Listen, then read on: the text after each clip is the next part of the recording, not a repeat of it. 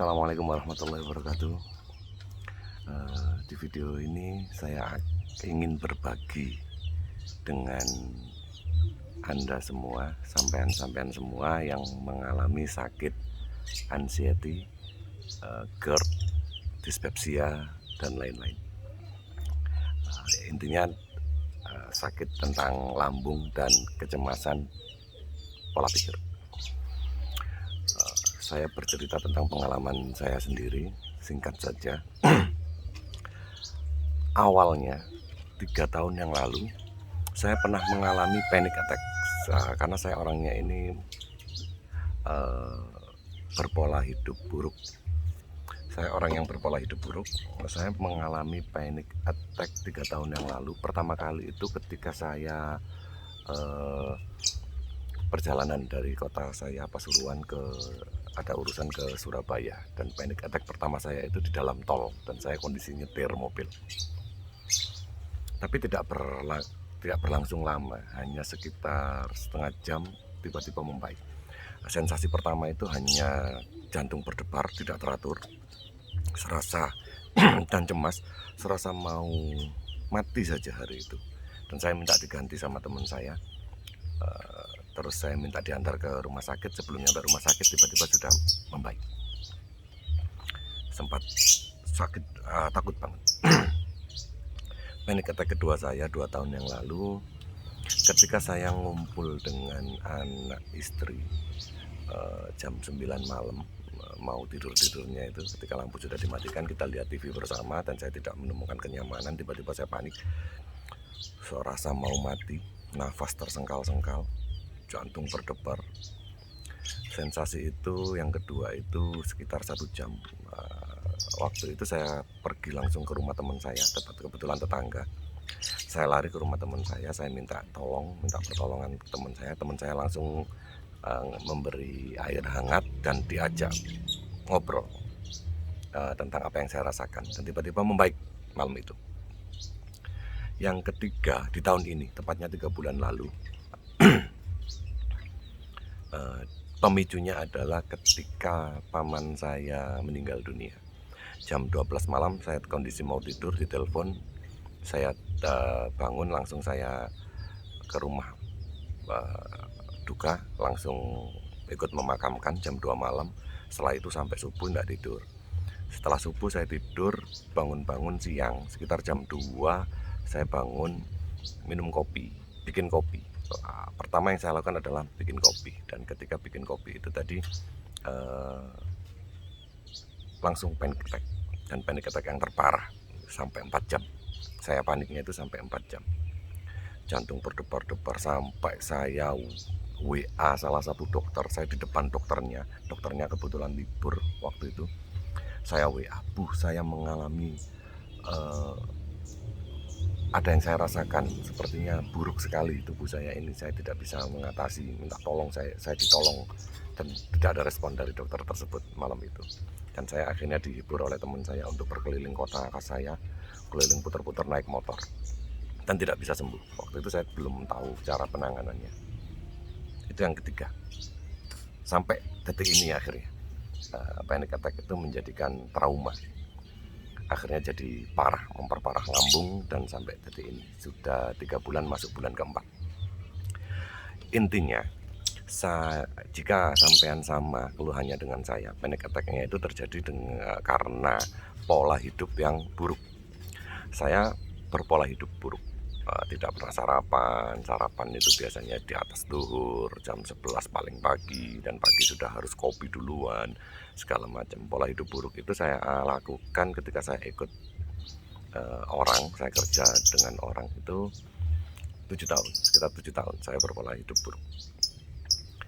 Dan 3 tahun lalu saya resign. Nah, ketika resign itu banyak pikiran dan lain-lain, ditambah pola hidup buruk itu tadi, pemicunya adalah itu tadi, tidak pernah sarapan dan terlalu banyak kopi dalam satu hari.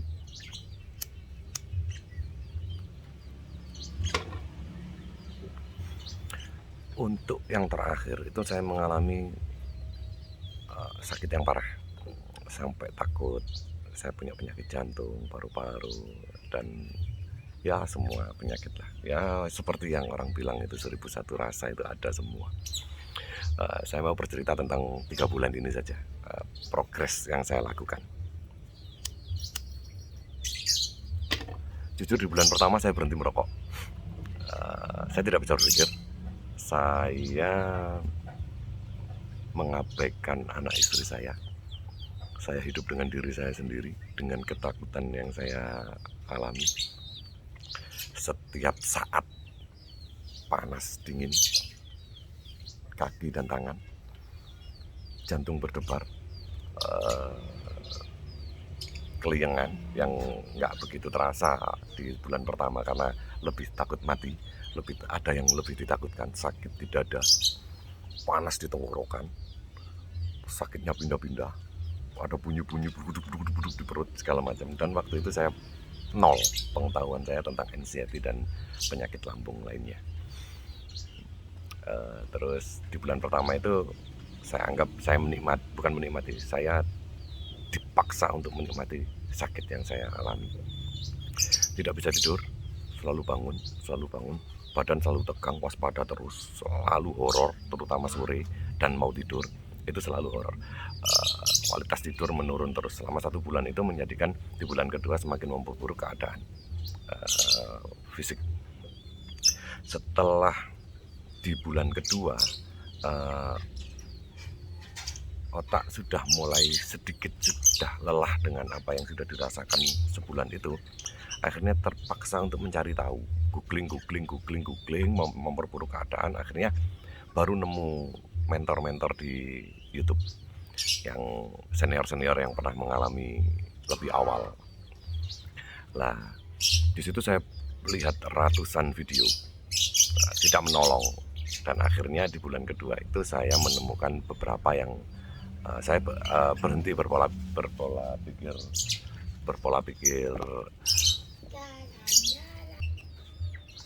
Saya berhenti untuk berpikir keras. Ya di luar kontrol sih sebenarnya. Di luar kontrol. Waktu bulan pertama itu saya ke dokter itu dapatnya ini Cepazin dan San Prima. 1 bulan penuh saya konsumsi ini, resep habis saya beli lagi. Ini 25.000 isi 6, ini hanya 10.000. Sama obat keliengannya ini 10.000 juga, kalau nggak 11.000. Itu 1 bulan penuh saya mengkonsumsi itu. Tapi saya nggak tahu saya nggak tahu apa yang saya alami waktu itu. Ketika di bulan kedua itu sudah mulai bisa browsing, akhirnya mulai menemukan kejelasan. Kejelasan yang pertama itu saya mengalami trauma tentang reaksi tubuh itu tadi, protesnya lambung itu tadi dengan pola hidup yang ngawur gitu. Akhirnya saya bingung, saya mau perbaiki lambung dulu atau perbaiki pikiran dulu. Sedangkan pikiran ini berpikir terus, tidak ada henti-hentinya, sampai pusing, sampai migrain, kadang pusingnya di sini, kadang di sini, wah, pusingnya kemana-mana. Karena kita setiap saat berpikir sakit, berpikir ini apa, terus ada aja yang dirasain, ini sakit, wah, menakutkan semua, horor semua. Bulan pertama itu horor, saya tidak mikir apa-apa sudah. Anak istri sudah terbengkalai, sampai masih lihat sisa-sisanya, saya tidak bisa tidur 2 bulan, kantung mata saya masih belum bisa hilang. Sampai bulan kedua saya menemukan beberapa pengobatan dari senior itu, dikasih pencerahan tentang definisi sakit ini. Satu itu yang jelas kita harus tahu dulu, dan jangan terlalu banyak. Saya membatasi. Yang saya tahu, saya sakit simpel aja, saya sakit pikir karena berpikir tentang sakit lambung. Jadi saya sakit lambung dan sakit pikir, dan dua-duanya itu harus diobati dengan bersamaan. Terlebih kita mengobati di pikiran dulu. Di bulan kedua saya sudah tidak pernah mengalami panic attack. Panic attack sudah tidak pernah datang. Jadi sensasi yang muncul di bulan kedua itu keliengannya dahsyat. Setiap saat keliengan. Ya wajar lah. Tapi kita waktu itu masih belum bisa berpikir kenapa. Tapi sekarang sudah bisa berpikir bahwasanya keliengan itu karena kita kurang gizi. kita kurang gizi, di bulan pertama kita terlalu lelah, kita memforsir otak, tenaga untuk berpikir tentang apa yang kita alami itu. Nah, di bulan kedua itu saya sudah mulai berhenti obat medis, saya beralih ke minum rimpang. Bulan kedua itu saya minum rimpang sama herbal sama vitamin. Vitamin yang saya minum itu B kompleksnya saya pakai Kaviflex murah meriah karena saya tidak bekerja, jadi saya harus berhemat. Tablet tambah darah murah meriah sama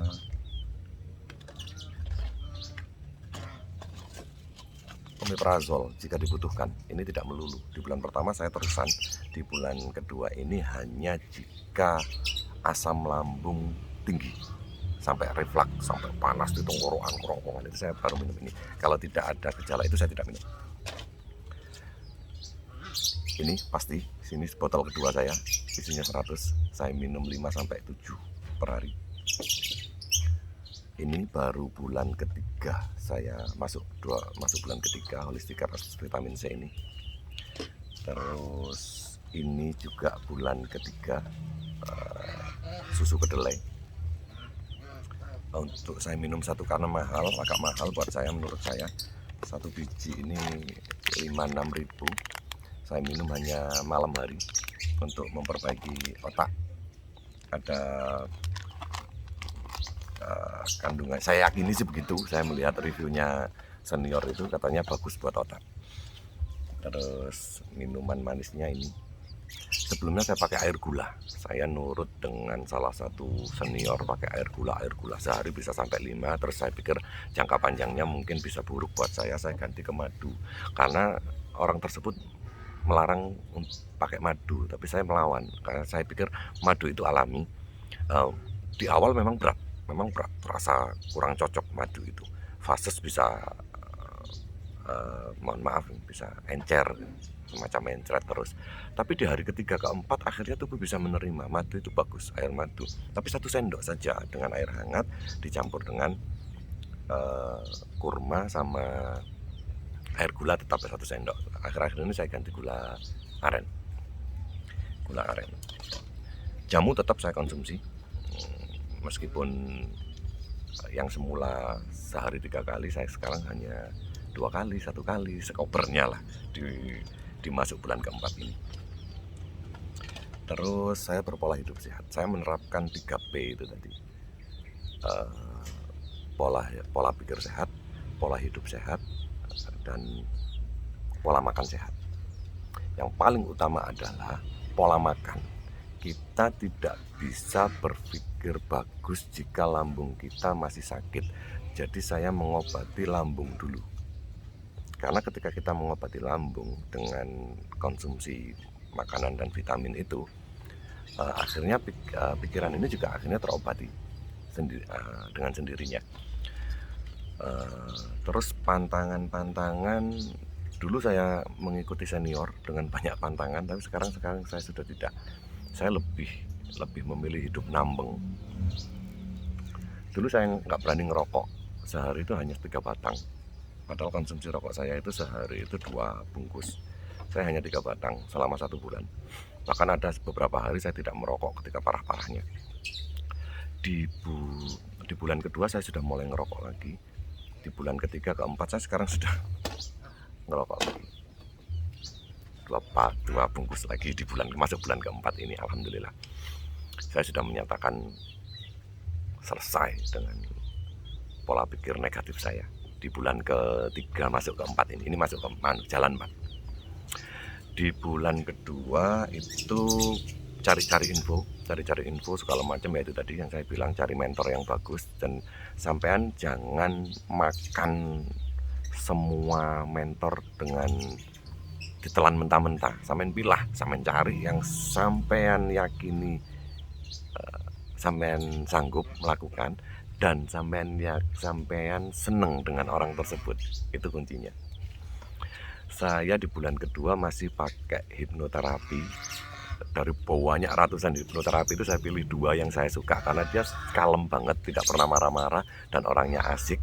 Menghipnotisnya itu juga dengan santai. Saya tidur itu dengan itu. Saya tidak bisa tidur kalau tidak dengar hipnoterapi. Tentunya pendekatan diri terhadap Sang Pencipta pasti. Sampai baca doa pagi hari, doa bangun tidur dulu, doa pagi hari, doa sore hari, terus doa sebelum tidur, sampean baca semua, sampean perbanyak zikir, sampean banyak istighfar, sampean di awal-awal sampean bertobat, memohon ampun segala macam. Terus setelah itu memuji-muji, mulai bisa memuji-muji, sampean mulai bisa bersyukur, tambah ikhlas. Toh yang sakit cuma lambung dan pikiran, yang lain juga sebenarnya yang lain juga sakit, mata juga kabur gitu, makan nggak enak segala, tapi tangan kan masih bisa gerak, kaki masih bisa jalan. Di bulan kedua itu ketika panik sudah hilang, keliengan yang parah saya sampai bulan ketiga. 1 bulan penuh itu saya keliengan, saya dikasih obat vertigo sama dokter. Saya sempat ke dokter lagi, jadi saya 2 kali ke dokter. Yang kedua saya dikasih obat vertigo. Ternyata ada yang efek. Ini dari 10 saya minum hanya 2. Ini kurang efek, kurang oke menurut saya. Karena memang kita tidak sakit vertigo, sakit kita itu kekurangan gizi dan tidak sinkronnya otak dengan tubuh. Jadi kita keliengan terus, goyang terus badan, dan itu membuat panik. Semakin kita panik semakin sakit lambung, semakin sakit lambung semakin panik lagi kita. Nggak ada hentinya itu lingkaran setan itu. Apa solusinya? Solusi saya di bulan ketiga masuk bulan keempat ini, ketika saya bisa buat video ini, solusi saya ikhlas. Saya belajar ikhlas. Saya mengikhlaskan apa yang terjadi. Jika mau mati, mati aja. Faktanya juga ketika kita panik, kita nggak mati. Ketika lambung kita sakit banget, ketika naik kita juga nggak mati. Dan saya yakini bahwasanya sakit lambung itu tidak mematikan. Sakit lambung itu tidak membunuh. Saya yakin di situ. Pertama, jadi saya tidak mati. Kalau saya tidak mati, apa yang harus saya lakukan? Berarti saya harus sembuh. Akhirnya saya berjuang keras untuk sembuh. Saya ada 4 anak yang harus saya hidupi dengan istri saya. Saya sudah terlalu lama untuk seperti ini. Akhirnya semangat itu dengan ikhlas, apapun yang terjadi kita terima apapun. Saya umur 42, hampir 43. Selama 41 tahun hidup saya terlalu nikmat. Tidak pernah sakit parah, badan enteng, kuat sekali. Mau pergi keluar kota kemanapun oke-oke saja. Baru dikasih sakit sedikit saja kita sudah paniknya minta ampun. Kan konyol gitu. Akhirnya saya berpikir seperti itu. Saya berpikir kita hanya diambil nikmat sedikit saja. Kita dikasih tahu bahwasanya kita bisa sakit. Kita ini makhluk yang lemah. Akhirnya saya berpikir seperti itu. Dan akhirnya berangsur-angsur membaik. Tentunya dengan nutrisi yang baik juga dalam tubuh. Nah, saran saya untuk mencari mentor, saya mencari mentor yang menyejukkan hati. Sampai sering dengar-dengar tausiah-tausiah yang menyejukkan hati. Tidak semua kiai-kiai juga yang menyejukkan hati. Itu ada beberapa materi tentang kematian, ya jangan didengarkan. Ketika sampean lagi sakit jangan didengarkan, bisa kumat sampean.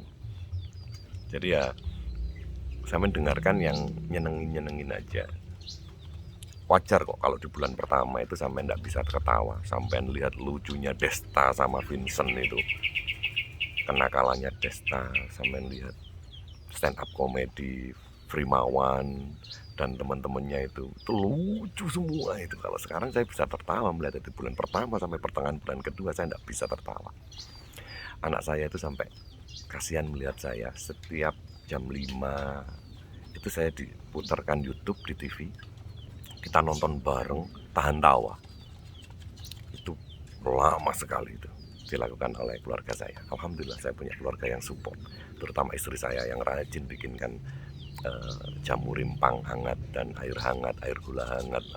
Sampai detik ini masih merawat saya. Jadi sampean harus berada dekat dengan orang yang meskipun tidak mengerti sampean, paling tidak yang care dengan sampean. Jika sampean tidak menemukan di rumah atau sampean belum berkeluarga, sampean cari sahabat sampean. Saya sempat ketika istri saya sibuk, ketika masih belum bisa memahami apa yang saya rasakan, saya sempat curhatnya itu ke sahabat saya. Setiap malam saya repotin terus sampai pulang dari rumah saya jam 12, jam 10 malam, sampai akhirnya dia lelah. Dia tidak mau ketika saya telepon, dia pura-pura sakit atau tidak diangkat, pura-pura ketiduran sampai akhirnya. Tapi saya cukup berterima kasih dengan dia, sahabat saya itu, mampu mendengarkan saya meskipun dia tidak tahu apa yang saya rasakan. Dia cuma bilang, kamu tidak apa-apa, kamu sehat, kamu harus berpola hidup sehat, setelah itu kamu akan membaik dan kembali normal. Supportnya itu yang saya butuhkan selain dari keluarga. Kebetulan saya juga masih punya orang tua, dan orang tua saya juga support saya. Beliau kasih doa-doa yang harus dibaca ketika umur sudah agak tua, kita harus melakukan hal ini, hal itu segala macam itu. Dan saya baca terus, dan itu lebih menenangkan. Lebih sering baca Al-Quran, mendengarkan ayat-ayat Quran, itu buat umat Islam itu sangat menenangkan, sangat menenangkan. Terus cerita saya di bulan ke-4 ini, meskipun sampai lihat saya masih terlihat muka-muka belum sembuh ya, tapi satu hal yang saya syukuri hari ini, saya sudah bisa tersenyum lebar-lebar.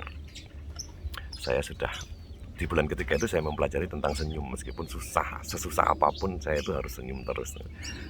Meskipun tidak tulus pun saya tetap tersenyum. Tapi di bulan keempat ini, masuk bulan keempat ini, saya bisa merasakan senyum yang sangat lebar. Kenapa? Karena semalam kuncinya. Kebetulan anak saya ulang tahun yang nomor 4. Kebetulan kakak-kakaknya membelikan kue coklat, dan kue coklat itu pantangan buat saya, dan saya makan banyak karena menghargai anak saya. Saya makan banyak sekali kue coklat, makan dimsum dan kue-kue segala macam. Kambuh. Saya tidak minta pertolongan siapapun, saya hadapi sendiri. Jam 10 panas semua, dada seperti tertusuk, seperti awal-awal dulu, sakit banget. Dan saya hanya berpikir, saya tidak akan mati hanya karena sakit begini. Kemarin-kemarin juga sering, dan sampai detik ini juga alhamdulillah masih hidup gitu. Dan ini tidak akan membunuh. Akhirnya saya minum, saya tidak bangunkan istri, saya ini air putih, panaskan air putih, saya minum sendiri yang banyak, sama saya minum omeprazol lagi setelah sekian lama. Setelah setengah jam mereda tapi masih sakit di dada, saya pijit-pijit sendiri, saya duduk tegap. Sampean biasakan duduk tegap sampai jam 12 mungkin, baru saya kembali ke tempat tidur karena masih ada sakit ya, ada sedikit trauma, takut sakit lagi. Jadi saya lama-lamain duduknya itu tegap itu sampai benar-benar tidak ada yang saya rasakan sama sekali, sampai bisa buang angin maksud saya, bisa sendawa banyak. Terus akhirnya bisa tidur jam 12 ke atas, saya bisa tidur. Bangun ini saya menyatakan saya merasa menang, saya tidak panik sekali. Artinya panik sudah lama saya tidak panik, saya tidak mengalami kecemasan, tidak ada sensasi hangat di tangan, di leher yang kaku terus, keringat terus, nggak pernah kering, ini basah terus ini beberapa bulan. Akhirnya saya bisa, dan saya bisa membuat video ini, artinya saya bisa memanage otak saya per hari ini. Otak saya sudah tidak berpikir terus, muter terus apa semuanya, putar-putar terus itu pikiran itu. Sekarang sudah tidak, saya sudah bisa berpikir fokus, sedikit fokus, mungkin dari susu kedelai dan omeganya yang di dalamnya ini. Dan saya yakini betul bahwasanya saran dari senior itu yang menurut saya, yang saya yakini saya mampu beli karena murah.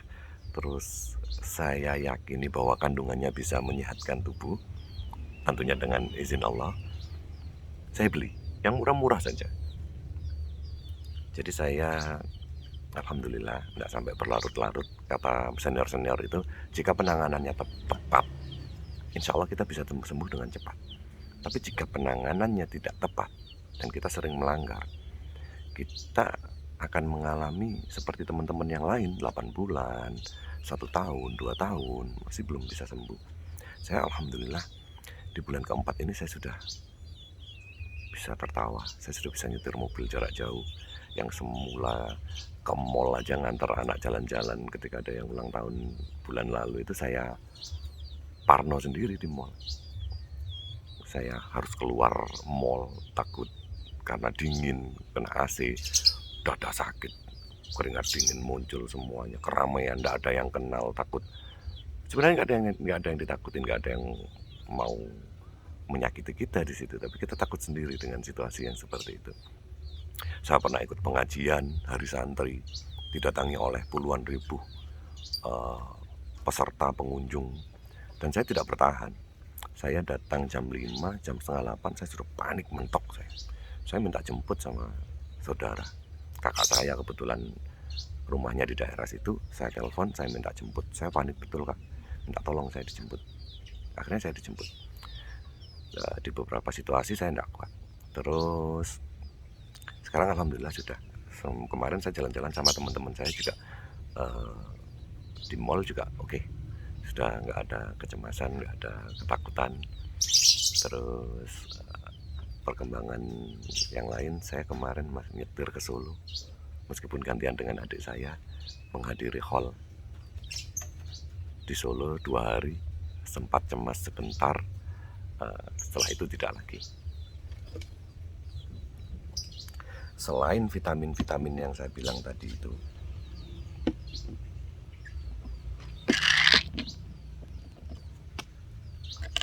selain vitamin-vitamin yang saya konsumsi, terutama ini yang paling istimewa, kurma. Saya setiap pagi makan kurma. Sebelum makan apa-apa, saya dahulukan makan kurma dulu. Saya berniat meniru Rasulullah. Rasulullah itu ketika puasa, beliau itu berbuka dengan yang manis-manis. Yang dimakan itu bukan kolak, bukan kue manis, bukan melihat yang manis-manis yang lain, atau yang single-single melihat cewek-cewek manis. Bukan. Rasulullah itu makan kurma. Saya beli kurma yang murah-murah ini aja, ini sudah habis 2. Ini tidak habis-habis loh kurma ini. Padahal saya makan sehari itu bisa 7, 5, 7. Terutama yang wajib itu pagi, kadang-kadang lupa. Terus ada lagi, kita butuh probiotik. Kemarin saya minum probiotik ini ternyata terlalu asam, lambung saya tidak kuat. Akhirnya saya berhenti. Saya browsing probiotik alami itu apa. Ternyata simple. Probiotik alami itu tempe. Jadi saya makan tempe mentah dengan kurma. Jadi tempe saja, tempe, kurma, diambil bijinya, makan saja 1 potong setiap hari. Jadi pagi sebelum makan saya makan kurma, setengah jam setelahnya saya makan tempe sama kurma, setengah jam berikutnya baru saya sarapan. Terus pola makan sehat itu jangan biarkan perut kita kosong. Jika perut kita kosong, asam lambung itu banyak. Jadi tidak harus 4 jam sekali, 3 jam sekali, tidak. Sampai makan saja, tapi maksimal 4 jam. Jika sampai sakit lambung, sampai maksimal 4 jam itu benar. Sampai lebih dari 4 jam, saya jamin sampai akan kambuh. Lambungnya akan tidak enak. Jadi sampai harus makan maksimal 4 jam. Lapar tidak lapar, sampai makan. Makanannya apa? Bebas. Sampai jangan mengikuti senior yang ini tidak boleh, itu tidak boleh, itu tidak boleh, ini tidak boleh, ini mengakibatkan ini. Kurang gizi sampean. Saya makan semua, tapi saya catat. Ada beberapa memang lain tubuh lain reaksi ya. Kalau saya yang pasti itu sama semua, yang sama semua itu kecut, asam. Yang kedua pedas. Kalau pedas saya lumayan, saya nggak begitu. Pedasnya dikit aja, saya nggak ada masalah. Nggak ada masalah, nggak akan kambuh. Kalau saya susu, coklat, nah itu yang umum orang-orang bilang itu. Santan itu pasti. Santan itu saya ampun. Saya makan padang sekali langsung kambuh. Susu tergantung susunya.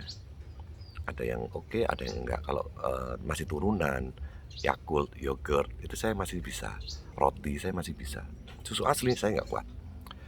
Terus orang bilang madu, saya nggak kuat awalnya, tapi saya paksa akhirnya saya kuat madu. Terus apalagi kecut itu sudah stop, saya nggak kuat semua. Kecut itu saya nggak mampu, perut saya nggak mampu. Otomatis secara logika aja lambung luka, janganan lambung luka, tangan sampean luka, sampean kasih jeruk nipis, perihnya seperti apa. Itu logikanya begitu. Intinya sampean harus berdamai dengan diri sampean sendiri. Sampean makan yang sampean suka. Saya mayones boleh, mayo boleh. Orang bilang mayo kejam, nggak boleh. Saya nggak apa-apa. Tapi saus tomatnya yang nggak boleh. Jadi sampean pilih sendiri makanannya. Kalau sampean terlalu hati-hati tentang makanan, sampean kurang gizi mas. Keliengan kayak saya sampean 2 bulan sampean keliengan, nggak bisa tekap. Ini terus orang-orang keliengannya sedikit, saya keliengannya parah. Saya awal pertama itu bubur 1 bulan penuh. Bulan kedua itu mulai berani nasi, tapi lauknya sop yang isinya itu hanya wortel, kentang, sama kacang panjang. Gimana mau sehat? Gimana nutrisinya tercukupi kalau makannya hanya begitu-begitu? Bulan ketiga ngawur saya. Kambing, daging ayam, daging ikan, semua makanan, sayur-sayuran segala macam saya makan semua dan saya tidak takut. Intinya satu, jika ada yang sampean konsumsi dan membuat reaksi di dalam lambung sampean, catat, hindari.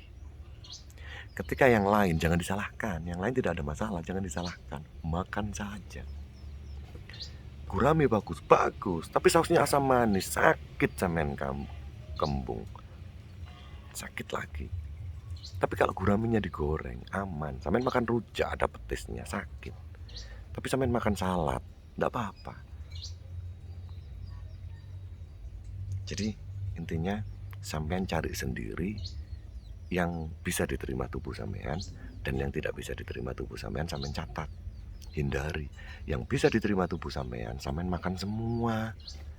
Saya saya ini berat badan 74.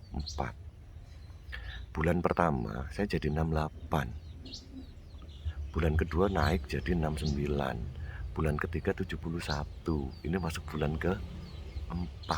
Ini 2 hari bulan ke-4. Ini jalan 2 hari bulan ke-4. Bobot saya sudah 71,9, artinya mendekati 72.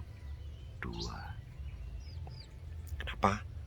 Karena semua saya makan, kecuali yang saya catat bisa bikin kambuh.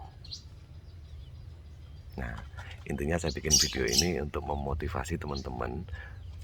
Intinya rangkumannya rangkumannya dari kasus saya ini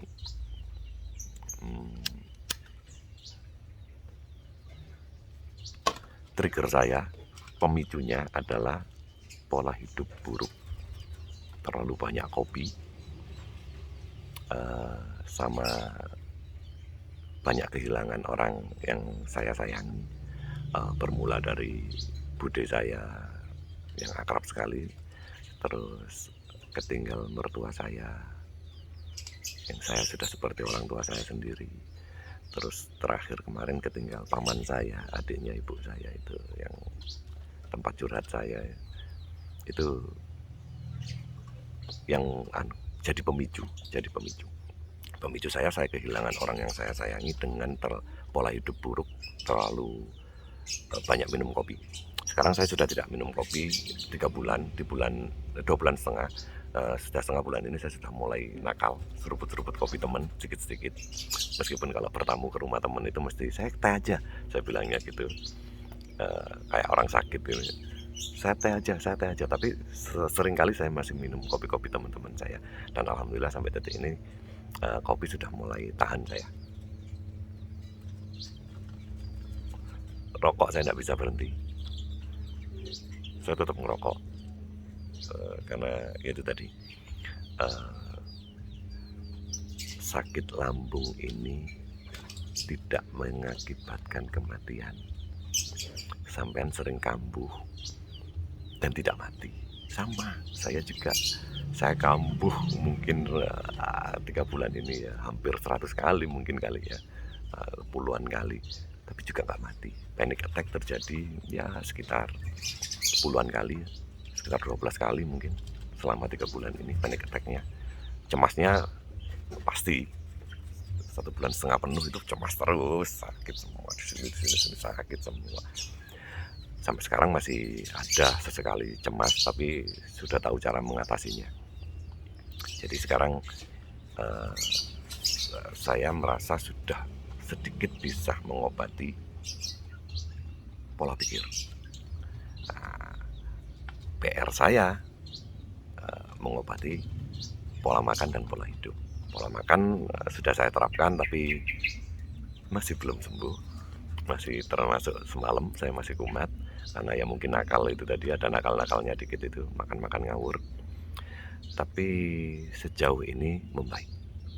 Jika kita berpola makan yang bagus, tertib, lambung kita akan semakin membaik.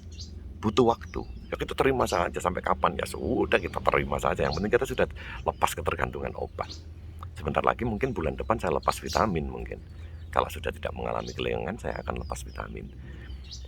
Nah, kalau susu sama omega 3, omega 6, omega 9 itu tetap ya untuk otak, biar konsentrasi lebih tajam, biar bisa melakukan aktivitas lagi.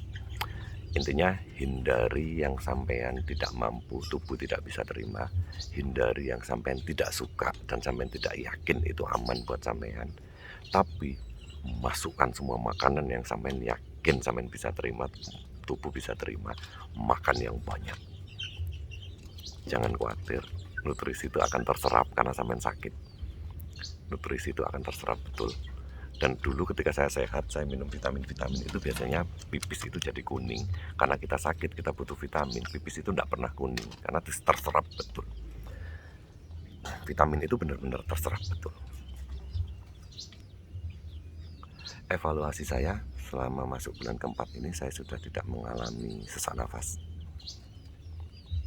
Saya yang hilang penyakit yang hilang di tubuh saya itu, saya tidak mengalami sesak nafas, tremor, tentang dinginnya di tangan, sakitnya di sendi-sendi ini karena mungkin kalsium, protein, zat besi, magnesium, fosfor, kalium ada semua di sini. Nutrisi sudah tercukupi. Jadi ya itu tadi buktinya, berat badan saya sudah mendekati normal. Dan saya cek dengan tinggi saya, itu harusnya ideal berat badan saya ini di 76. Saya mau kejar itu. Terus olahraganya enggak usah muluk-muluk, jalan kaki pagi dan sore 10-15 menit yang rutin, nggak ada malas, pagi dan sore. Jika pagi enggak ada dan kena matahari, ya wajib kena matahari itu pasti ya, biasakan diri di luar rumah. Kena matahari itu bagus. Berjalan kaki pagi dan sore itu mempercepat penyembuhan. Saya kurang tahu hebatnya jalan kaki itu, ternyata istimewa, yaitu tadi bisa menata organ-organ di dalam tubuh. Usus itu bisa tertata dengan rapi mungkin ya. Saya merasakan setelah jalan kaki itu mesti sedikit fresh. Terus badan sering berkeringat, jadi racun itu tidak hanya keluar dari urin, keluar dari keringat. Aktivitas diperbanyak. Setelah itu apalagi? Sudah. Pola pikir, pola makan, pola hidup. Semoga yang melihat video ini bisa termotivasi. Saya hanya butuh 3 bulan lebih 2 hari untuk bisa mengatasi cemas. Alhamdulillah, saya bersyukur sekali. Tapi lambung masih proses. Nanti jika ada kesempatan saya bikinkan video lagi, karena videonya sudah panjang. Nanti saya kasih perkembangan tentang lambung saya. Oh iya, satu lagi, ketika saya berpola hidup buruk itu saya BAB itu seminggu itu BAB itu per 3 hari sekali, 2 hari sekali. Dengan pola hidup sehat ini saya BAB bisa sehari sekali, paling lama 2 hari sekali. Dan saya merasa hidup yang begini ini yang benar, dan itu yang bisa membuat diri kita sehat. Terima kasih sudah menonton video saya. Semoga Anda semua dikasihkan kemudahan untuk bisa sembuh dengan cepat. Jangan lupa tertawa. Hiduplah sebahagia mungkin, karena hidup itu terlalu indah untuk sampai pikiri sampai bersusah-susah. Sampai harus cepat bangkit. Semoga cepat sembuhnya. Semangat olahraga, pola hidup sehat. Assalamualaikum warahmatullahi wabarakatuh.